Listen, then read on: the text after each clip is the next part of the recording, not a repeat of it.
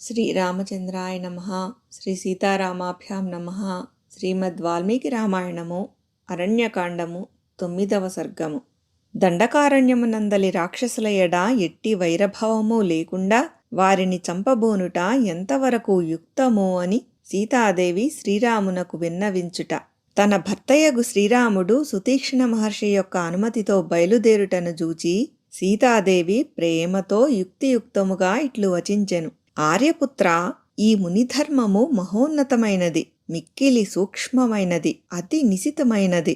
దీని నెరంగుట మిగుల కష్టము. కామజములైన వ్యసనముల నుండి బయటపడిన వారికి మాత్రమే ఈ ధర్మమును అవలంబించుట సాధ్యమగును. ఈ లోకమున ప్రముఖులైన కామజములగు వ్యసనములు 3 గలవు. ఆ మూడింటిలో అబద్ధములాడుట మొదటిది, పరస్త్రీ వ్యామోహము రెండవది, తనకు ఎట్టి వైరభావము లేకున్నను ప్రాణిహింసకు పూనుకొనుట మూడవది. చివరి రెండును మిథ్యావచనము కంటెను మిగుల ప్రమాదకరమైనవి. ఓ రాఘవ, ఇంతకు ముందుగాని ప్రస్తుతముగాని ఇక మీదటగాని అసత్యవచనము మీరు ఎరుగనిది. పరస్త్రీ వాంఛ అధర్మ మూలకము. ధర్మనిరతులైన మీకు అది అసంభవము. ఓ మహాపురుష శ్రీరామ, పరస్త్రీ ఆకాంక్ష మీకు లేదు. ఎన్నడునూ అది మీలో కలుగనే కలుగదు. అంతేకాదు మీ మనస్సులో దానికి చోటే లేదు. ఓ రాజకుమారా, నీవు పరమ ధార్మికుడవు, సత్యసంధుడవు, తండ్రి మాటను జవదాటని వాడవు. అంతేకాదు నీవు ఏకపత్నీ వృతుడవు. ఓ సత్యవచన, మహాత్మా, సకలైశ్వర్య సంపన్న లక్ష్మణాగ్రజ, సత్యము ధర్మము నిన్నే ఆశ్రయించుకొని యుండును. ఐశ్వర్య వైరాగ్యాది సకల సద్గుణములకు నీవు పెన్నిధివి. ఓ మహాబాహు శుభధర్మన, నీవు జితేంద్రియుడవని నేనెరుగుదును. సత్యపాలనము మున్నగు సమస్త ధర్మములను నిర్వహించుట జితేంద్రియులకు మాత్రమే సాధ్యము.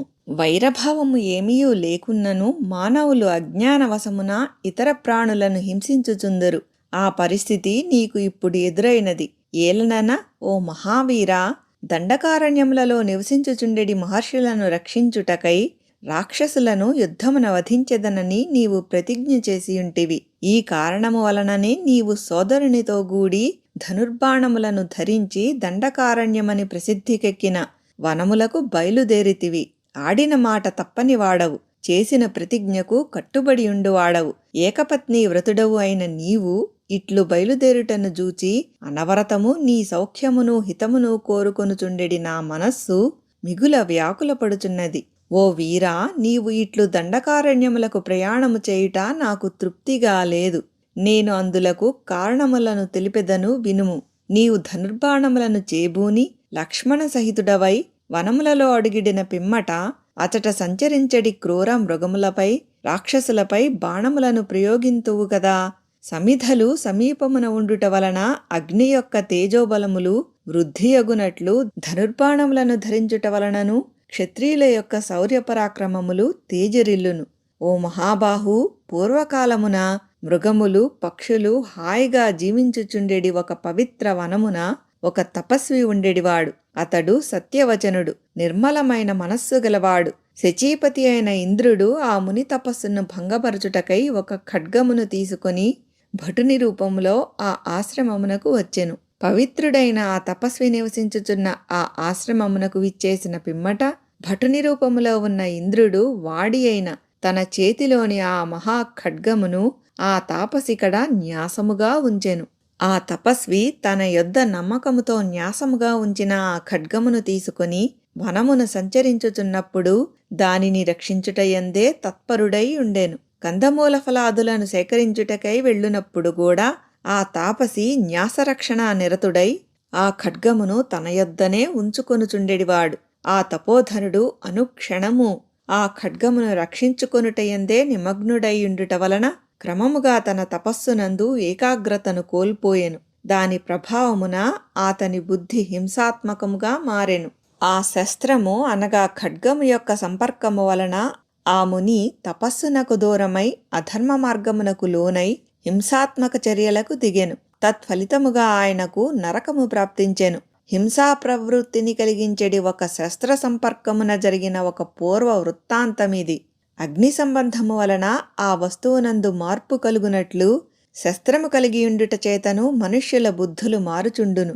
మీ అందలి అనురాగము వలనను గౌరవ కారణమునను ఈ వృత్తాంతమును మీకు జ్ఞప్తికి తెచ్చితినే గాని ఇది హితబోధ ఏమాత్రమూ కాదు. ధనుర్ధారివైన నీవు దండకారణ్యమునందలి రాక్షసుల ఎడ ఎట్టి వైరభావము లేకుండా వారిని చంపదలంచుట ఏ విధముగనూ యుక్తము కాదు కదా. ఓ వీరా, నిరపరాధులైన వారిని చంపుట నాకు సమ్మతము గాదు. వనములలో నిరంతరము తపమనర్చుచుండెడి మునులు రాక్షసాదుల వలన ఆర్తులైనచో క్షత్రియ వీరులు ధనుర్బాణములను ధరించి వారిని రక్షింపవలసినదే. శస్త్రధారణమెక్కడా, వనవాసమెక్కడా, క్షత్రియ ధర్మమెక్కడా, తపోవృత్తి ఎక్కడా?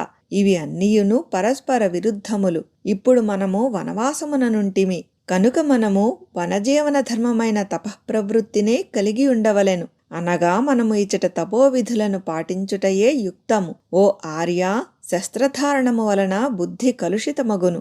కనుక వనవాస దీక్ష ముగిసిన పిమ్మట మీరు అయోధ్యకు వెళ్ళినప్పుడు అక్కడ క్షత్రియ ధర్మమును అవలంబింపవచ్చును. మీరు రాజ్యమును పరిత్యజించి అనగా రాజ్య విషయమును మరచి పూర్తిగా మునివృత్తిలో నిమగ్నులైనచో నా అత్తమామలకు అనగా మీ తల్లిదండ్రులకు ఎనలేని ప్రీతి కలుగును. ధర్మాచరణము వలన సంపదలు సమకూరును. ధర్మమును అనుష్ఠించుట వలననే సుఖశాంతులు అబ్బును. ధర్మము వలన జ్ఞానము, తద్వారా ముక్తియు లభించును. ఈ జగత్తునకు ధర్మమే ఆధారము. చాంద్రాయణాది వ్రతములను పాటించుచు ప్రయత్నపూర్వకముగా శరీరమును కృశింపజేసి బుద్ధిమంతులు తపోధర్మమును ఆచరించుచుందురు. దానివలన ముక్తి లభించును. అంతేగాని శరీర సుఖములకు మాత్రమే పరిమితమై జీవయాత్ర గడపినచో ముక్తి లభింపదు. ఓ సౌమ్యుడా, నిర్మల బుద్ధితో నిత్యము తపోవన ధర్మమునే ఆచరింపుము. ముల్లోకములకు సంబంధించిన పురుషార్థములు అన్నీయును పూర్తిగా మీరెరిగినవే. స్త్రీ చాపల్యముచే అనగా మీ యందుగల అనురాగముచే నేను ఇట్లు పలికితినే గాని ధర్మమును గూర్చి మీకు తెల్పగల సమర్థులెవరు? కనుక సోదరుడగు లక్ష్మణునితో వెంటనే బాగుగా ఆలోచించి మీ ఇష్టానుసారము చేయుడు. వాల్మీకి మహర్షి విరచితమై ఆదికావ్యమైన శ్రీమద్ రామాయణమునందలి అరణ్యకాండమునందు ఇది 9వ సర్గము.